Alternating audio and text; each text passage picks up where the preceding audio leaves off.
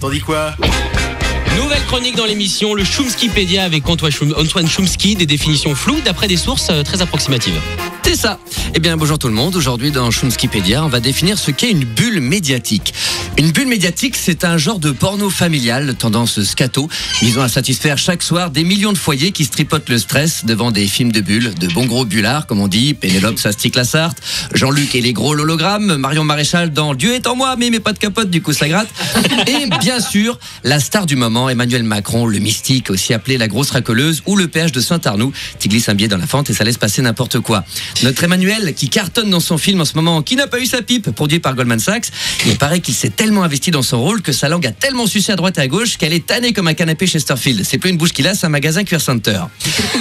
Emmanuel Macron, donc, c'est le roi des bulleurs du moment qui divertit les enfants du capitalisme en faisant exploser du papier bulle, révolutionnaire gentinou qu'il est. Vous savez, ces petits papiers d'emballage qu'on aime bien faire péter parce que ça défoule, ça fait du bruit, mais une fois que les bulles sont crevées, ça protège plus les meubles et a priori, il va quand même falloir les sauver. Vous l'aurez compris, une bulle médiatique, c'est des grosses attentes pour un résultat décevant, comme s'attendre à voir Star Wars et tomber sur Stargate, s'attendre à coucher avec Flavie et se retrouver avec Flavie, enchanté, on dit que c'est toi qui fais la fille. Bref, c'est quand on en fait tout un pataquès. Pata, qui ne veut rien dire, et caisse, comme celle qu'on lâche misérablement dans son siège de 206 en se disant « Bah, ça sent pas bon, mais au moins ça réchauffe pendant le trajet ».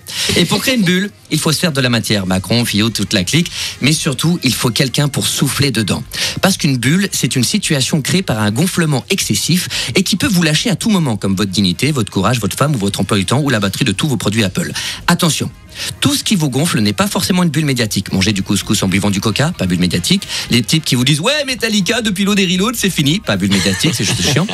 Alors, qui la gonfle cette bulle? Et je répondrai par un exercice stylistique qu'en gros, le mot médiatique nous indique que c'est un tic journalistique, que du tac au tac, on communique sur ce qui claque, sur ce qui pique, tout ça en vrac, un peu de matraque, un petit peu de flic, beaucoup d'arnaque, beaucoup de toufique, de l'info antipathique qui flatte la clique, des petits papons patriotiques, espoir en flaque, vote anarchique. La bulle éclate, tout le monde panique, mais pas de panique, il y a d'autres cul-de-sac à la fabrique des putaclics. Le français stresse, il a le trac pendant que la bulle médiatrique pour l'audimat, son Mac.